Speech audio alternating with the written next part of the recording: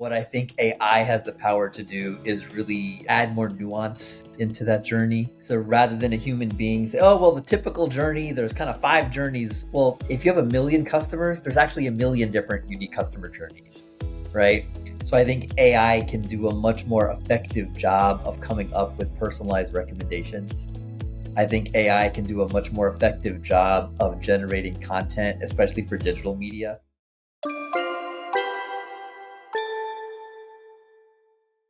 Welcome to the Ecommerce Marketing Podcast, the highly rated digital marketing podcast that provides weekly digital marketing tips and strategies from some of the world's top digital marketers and e-commerce entrepreneurs that will help you take your digital marketing to the next level. Sit back and enjoy this power-packed episode hosted by Arlen Robinson, who is an e-commerce entrepreneur and digital marketing expert with over 20 years of experience. Hey, e-commerce marketing podcast listener. Are you looking to increase traffic and sales to your website? You can do this by launching your own affiliate program. Just visit getosi.com and sign up for a free trial today. That's getosi.com. Now get ready to hear from your e-commerce marketing expert of the week as they drill down to give you details on marketing strategies that can help grow your business. Welcome back to the E-commerce Marketing Podcast, everyone. My name is Arlen. I'm your host. Today we've got a very special guest, Zainulabedin Shah, who is a visionary leader with over 18 years of expertise in data strategy and analytics and AI. He's renowned for transforming businesses and driving significant growth as a CEO and co-founder of Zeed. He empowers companies to unlock their potential through cutting-edge data solutions, and his accomplishments include modernizing data and AI platforms for a $5 billion global company, resulting in $2 million in annual savings, and leading strategy at First Republic Bank, driving a 42% year-over-year sales increase. Welcome to the podcast, Zain. Thank you, Arlen. I appreciate that great introduction. I'm happy to be here. Yes, no problem. And thank you for joining us. Today we're going to be talking about all things AI and marketing. How do you effectively use AI to automate and optimize your lifecycle marketing tasks? Because it's something a lot of businesses are really trying to grasp their heads around, because their changes are happening so quickly. There's so many different things that you can do. It's sometimes it's difficult to figure out, all right, what's the best thing to do, if anything, with regards to AI and marketing. So we're going to try to enlighten people a little bit about that from your expertise. But before we dive in, why don't you tell us a little bit more about your journey and really kind of what brought you here today? You had some major wins, as I read in your intro, with some big corporations, big companies. So how did you go from there to, founding the company that you're with now? Yeah, most of my career has been really rooted in bringing data and people together. And I've been on both sides of that equation, on the data and analytics side, and then also on the people side, leading teams, right? Leading sales teams, revenue teams, and leveraging data to try to make more well-informed decisions. And so I think I realized I'm better served at this stage of my career to maybe go out on my own. In the corporate space, being in a data and analytics type role was more of a support function. So the way I would explain it to people is like, I'm sitting in the passenger seat of the car and I have all the best directions and I'm navigating, but I'm not actually driving. And being in more of an operations role, owning a P&L, being responsible for revenue, I was the driver, but the businesses I was running weren't exactly my passions. And so, I learned that you can be good at something you don't love. And so what I do love are, our numbers and data and analytics and people and bringing those two things together, right? So I figured this would be a good time in my career to go out on my own and start a business where I can kind of bring my own passions together and leverage my expertise across a broad array of industries to help companies, grow or develop their bottom line, incremental growth, or help with their customer experience, whatever makes sense to them strategically. And how do we introduce data into their decision-making process to sort of empower them to do that? Okay, yeah, that's awesome, and it's an interesting analogy that you use there with the data analytics, and you know, having access to everywhere you're going to be going, but not necessarily determining and dictating the path. So it's like, yeah, kind of like a navigator, almost like a backseat driver in a way, where you see where you should go, you kind of know where you should go, but ultimately the driver that's in the front seat has the ultimate control. So yeah, that's an interesting way to look at it. And yeah, thank you for sharing us that little example. Now, um, AI, of course, as we know, has been embedded, I guess you could say, into so much these days. And specifically, if we're looking at marketing, um, in your opinion, why would you say it's critical to look at using AI in your business some way, especially in e-commerce today? Why would you say it's critical? Yeah, I mean, so generally speaking, I would say any company that isn't valuing data as an asset that's integral to their overall valuation of the company, Hmm. if they're not doing that today, there's an opportunity to still do that, I think. Otherwise, you are putting yourself at the risk of being obsolete. And with AI specifically, because AI tools are so consumable and plentiful, right? There's so Yeah. many companies have developed different AI applications that are very user friendly these days. Hmm. So I think there's such a broad array of applications to tap into to try to create that value. With Yeah. marketing specifically, I would say what's happened over the course of my career is a lot of the jobs that really relied on the human, especially creative type roles, a lot of those jobs I think have been automated because there are now so many applications that can sort of, rather than hire an animator to come up with a wonderful piece of creative that I can integrate into a marketing campaign. Now I can just find some different AI applications, put the right prompts in, and cycle and cycle and cycle until I get what I need, right, in terms of content. Yeah. Yeah. And then the other thing I would say is today, like I've been working long enough that I remember when digital marketing was one component of kind of an Hmm. omni-channel marketing approach, right? And now I Yep. would say digital marketing is the core of any company's kind of marketing strategy, and especially Hmm. for companies that are more agile and lean and starting up, and being able to leverage AI to understand your data more sort of intuitively.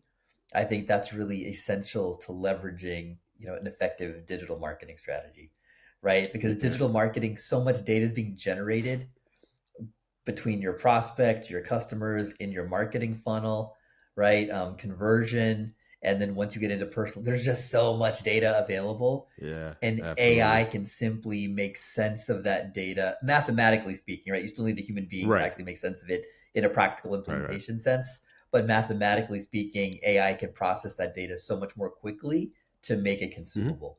So, yeah, Yeah. any Yeah. company that's Definitely. not in that space now, I think they're risk of falling behind. Yeah, yeah, I totally get that. It's because of it, there being so much of this data available now from all of the channels that businesses are on and all of the ways that you can, you know, get data from customers. You can follow their path of through all of your different funnels. Of course, you can manually, do your tracking and to make decisions based on that, trying to analyze it manually. But it's just there's no way to effectively do it without using some of these AI technologies and being able to really expedite that process.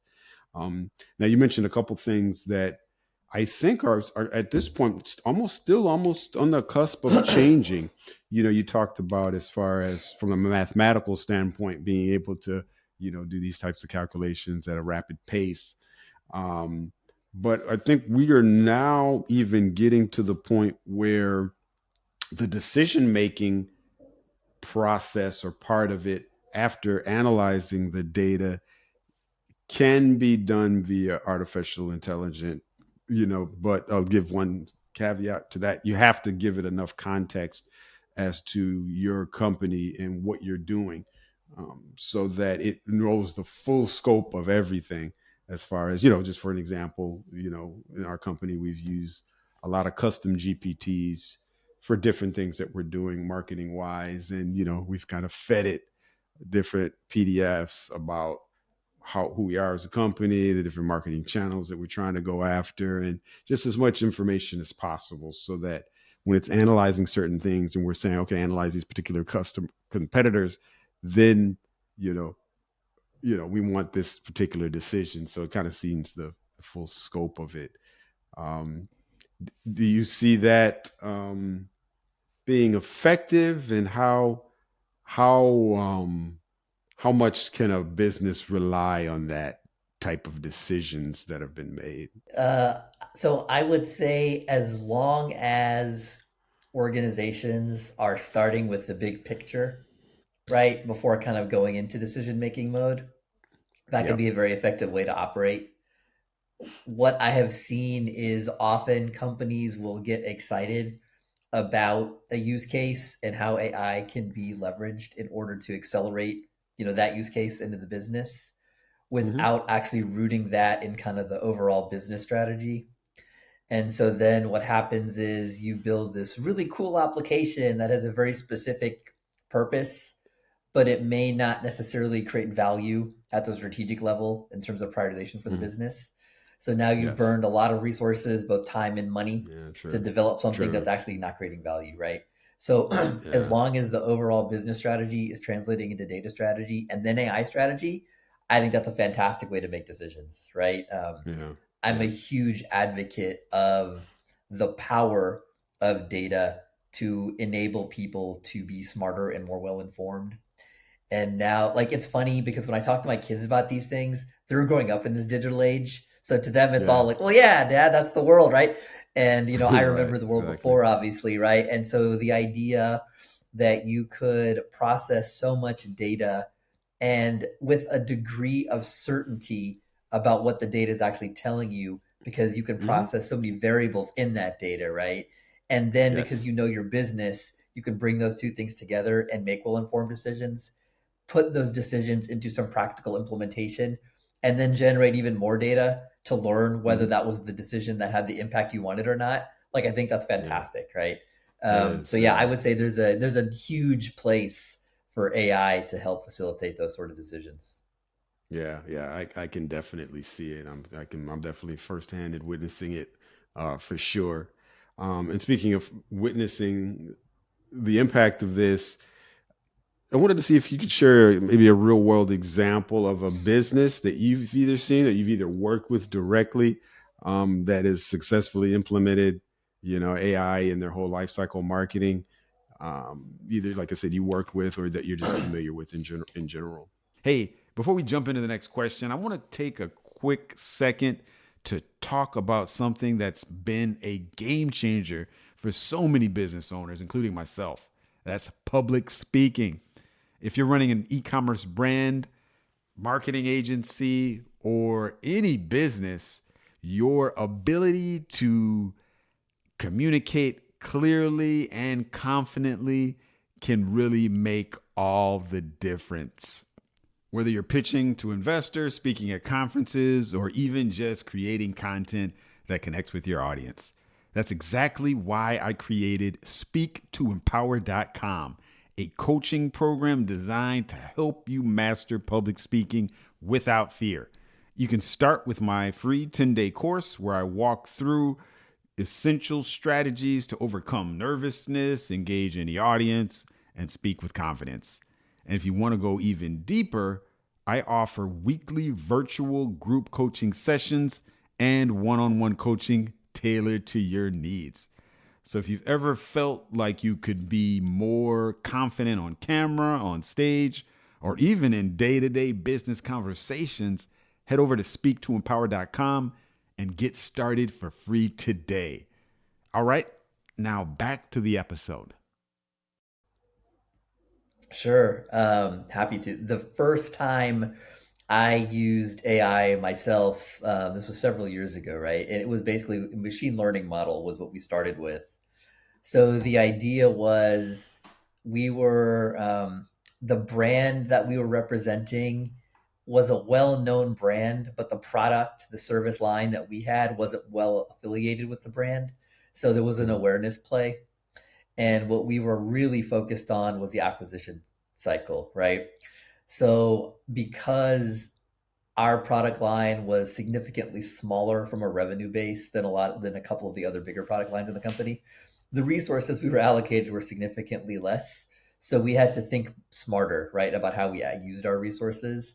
So again, Mhm. having the benefit of kind of data driven perspective and using data to inform good decision making, what we did was we took a look at our customers and built machine learning models to analyze who the best customers were, right? Best quote unquote, based on value to the business, which was either frequency or total monetization based on the visits that they were generating over the course of an annual a year.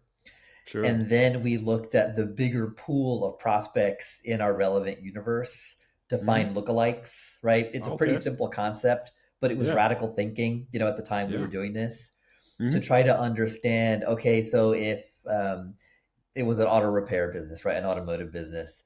So Okay. if we know that this type of car requires this type of service at a certain cycle in its life, and we know that the guy down the street has the same kind of car and he's never come to our business, wouldn't Mhm. this be a good way to do acquisition and activation to have him come into the shop to Yeah. bring his car in and give him a personalized offer because we know what kind of car he has. Number one, the data's kind of out there, but number two, there were Yep. other product lines or we had very detailed information about people's Mhm. vehicles, right? They just maybe hadn't come to our Gotcha. shops. And Sure. so I know what kind of car they have. I know what the likelihood that a certain part is going to break down based on all this data I already have because I've seen hundreds of Mhm. cars like that. Let me preemptively send this person a personalized offer to come have this component of their car inspected rather than Mhm. broken down after the fact because that's always more expensive, right? Yeah. Preventative maintenance, whether it's our own health or whether it's a car, right? It always Yeah. costs less to be preventative rather than restorative after the fact. And Mhm. so not only was it an effective application because we were able to chop up the data, make sense of it, understand when we did these clusters across our customers and prospects, what the gaps were in those variables, because that's really where the value is, right? It's not necessarily doing the clustering, but it's understanding what makes the clusters different. And that's where you find the value, right? And Mhm. then being able to layer that into a practical marketing campaign that we were able to put out into the world, do A/B testing to refine in different markets, right? Okay, we're taking this Mhm. approach. It might just be happenstance that our conversion is going up. So let's run it in a couple Sure. of different markets to see what the effectiveness and the impact is. Mhm. The long term goal was to lower our marketing expense as a percentage of revenue and drive Mhm. conversion, and that's what happened, right? And Okay. then the golden goose for us was being a data guy was we were able to start infusing kind of data informed culture into the organization. Okay. Yeah, that's powerful stuff. It kind of reminds me of the you mentioned the lookalike audience where you're kind of seeing, all right, that particular ideal customer that has that type of vehicle that's at that age. All right, we know, what his needs are now, and we know how to service that. Then where are some other ones? How can we tap into other people that are at that same situation? And then, kind of branching out with your marketing efforts. So yeah, very, very powerful stuff. And I can see how effective that will be. Mentioned, of course, this is something that, for the most part, was pretty straightforward what you guys did. And yeah, it's something that could be done today. And, when you guys did it as well. But everything is evolving really so quickly. Um, what would you say, like, where do you see AI's role, I guess you could say, kind of evolving from kind of those types of things to where it could go within the next 3 to 5 years? Yeah, I think what we will continue to see more of is I don't want to say the AI making the decisions for us because I actually don't Mhm. believe that will happen. I still think there's Okay. a very important critical role for humans to make these decisions and Sure. activate. But I Right. can see the AI making more recommendations on what behavior should be executed from a marketing perspective Hmm. as time evolves, right? Okay. So, for example, we used to talk about at a couple of different companies I worked at. We used to talk about this idea, and again, it's kind of an old idea from a marketing perspective of next best action or next best product. So Yep. you're already my customer, Arlen, right? I know what your journey looks like, so I can predict what the journey is going to look like based on other customers who've been onboarded in a similar way. So let me get the right Hmm. offer in front of you, right? What I think AI has the power to do is really add more nuance into that journey, right? Okay. So rather than a human being say, oh, well, the typical journey, there's kind of 5 journeys. Well, if you have a million customers, there's actually a million different unique customer journeys, right? Yeah. So I think AI can do a much more effective job of coming up with personalized recommendations. I Hmm. think AI can do a much more effective job of generating content, especially for digital media, right? So, if, like for social, for example, just because you and I both use a social media platform doesn't mean we should see the same content from a service provider trying to hook us. I Right. think AI can be much more effective, much more rapidly, and much more cost effectively at creating very unique content, even if it's only the difference of like 19 versus 20. But that Hmm. nuance could go a long way in terms of communicating the right message to you versus the right message to me, right? Yeah. And again, I grew up in the age of television where everybody saw the same ad. And Right. it's like, Exactly. yeah, this doesn't resonate with me. So maybe I'm just not your target customer, right? And I think we're long Exactly. past that stage. Now we're Yes. in the stage where brand is everything and companies are really trying to create personalized, customized experiences. So Hmm. I just see AI continuing to work in that space to do that faster than a Yeah. human being could and serving all these alternatives up to allow a human being to make a much, much more well-informed decision than they could have even like a year or two ago, right? Because Yeah. AI platforms are developing so rapidly. Yeah. Yeah. Absolutely. And it's good for not only the brands but the consumer, because like you said, when you look back at the the old days, or whatever you call it, when there Yeah. was only television.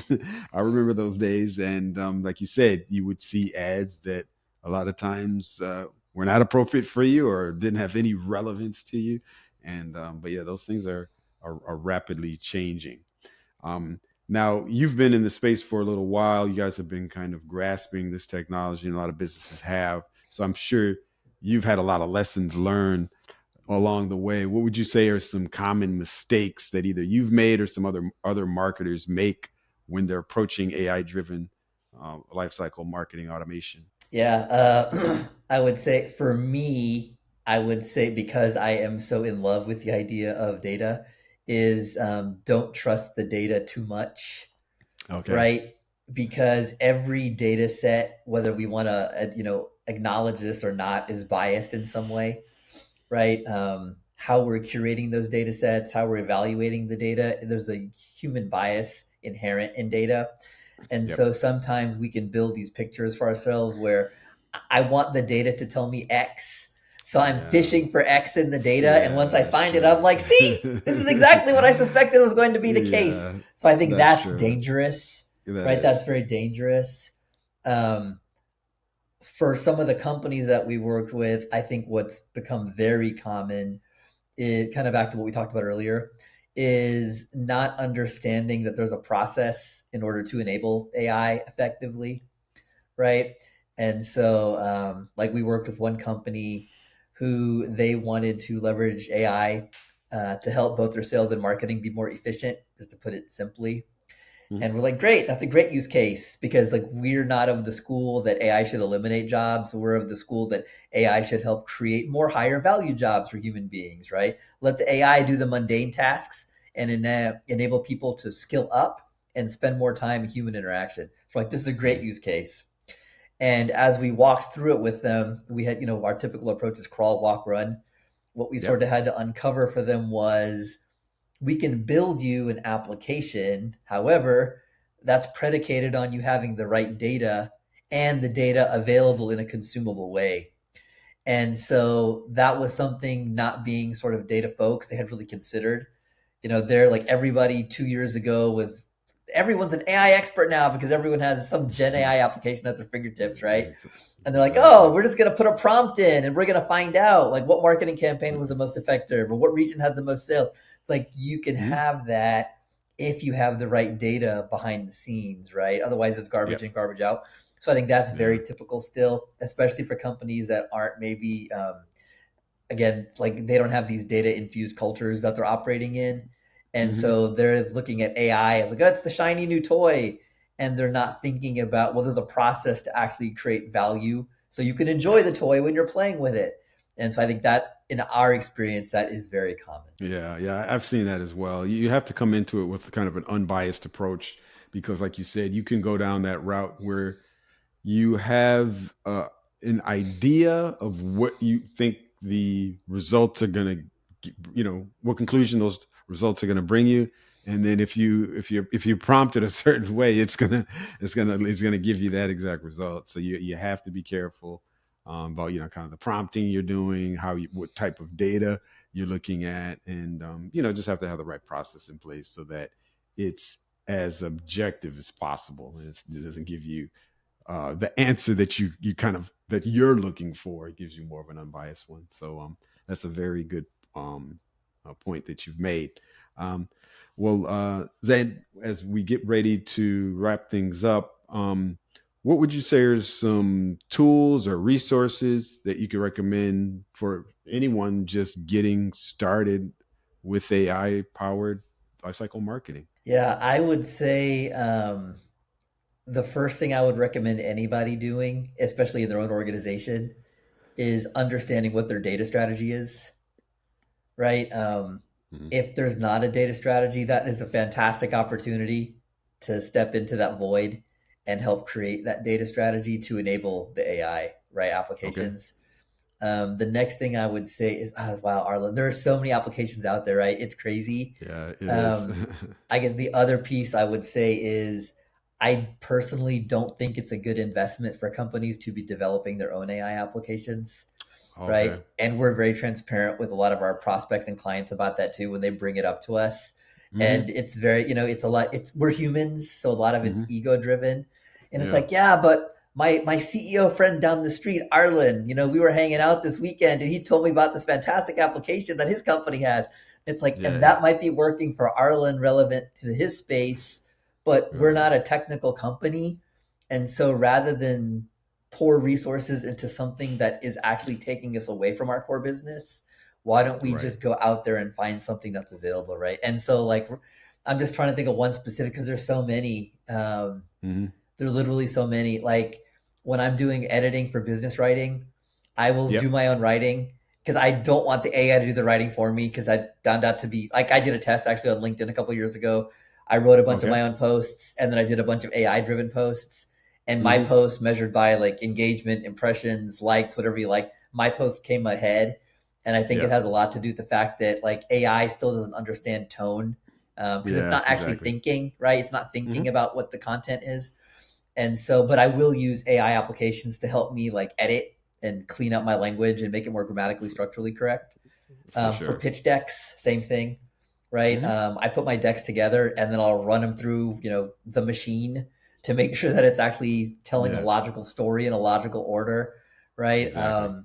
There were applications my kids were using that I had never thought about I could use for my business, and I was like, Hmm. oh, that's actually AI, right? I just hadn't realized it. Hmm. So I don't know that there's one specifically because I sort of don't know that AI is a one size fits all, Yeah. right? And that there's such a competitive space right now because there's so many startups in this space.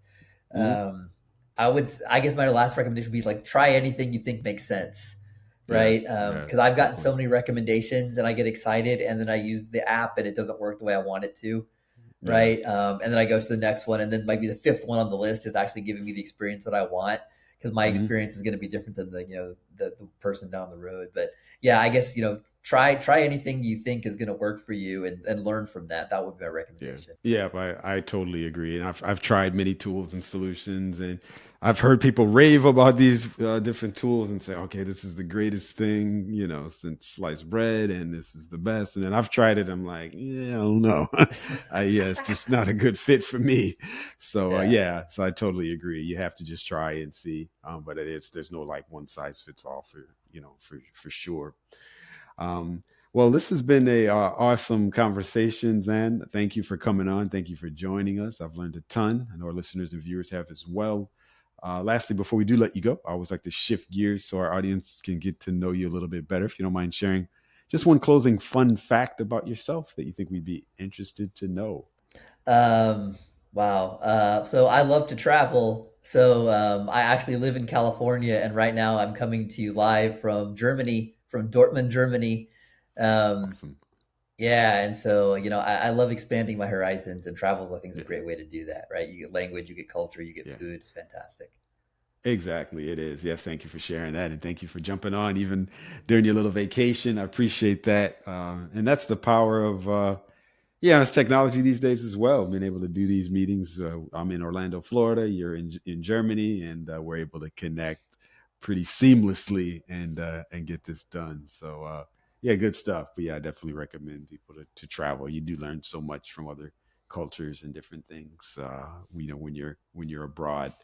Well, great. Thank you for sharing that. And lastly, before we do let you go, Zen, if you don't mind sharing the best way for our listeners and viewers to contact you if they want to get a hold of you and pick your brain anymore about AI powered lifecycle marketing. Yeah, absolutely. So my company is called Zeed. Our tagline is Data Talks, Zeed Listens. So Okay. zeedlistens.com. Or Okay. just Google me. Google me, find me on LinkedIn. I'm easy to get a hold of. Happy to chat with anybody about data analytics or AI anytime. Okay. Awesome. Well, that's great. We'll definitely be sure to have the links to those your site in the show notes so people can contact you and see how your business could possibly help them out. Well, once again, thank you, Azan, for joining us today on the e-commerce marketing podcast. Thank you for listening to the E-commerce Marketing Podcast. If you've enjoyed this episode, be sure to rate, review, subscribe, and share it with everyone you know. Are you looking to take your digital marketing to the next level but are tired of weeding through countless YouTube videos with unproven and untrusted marketing strategies? Well, we have the answer for you. The More Sales Every Month online digital marketing course. In this information-packed course, you will learn effective keyword research, link building, content marketing, and much more to attract and convert your site visitors into paying customers. Just go to moresaleseverymonth.com and sign up today for a low one-time fee. In addition to this power-packed course, if you would like to get access to a growing repository of digital marketing articles, PDFs, and ebooks, check out getosi.com/resources and opt in to get full access to our library of priceless marketing information to help you take your digital marketing to the next level.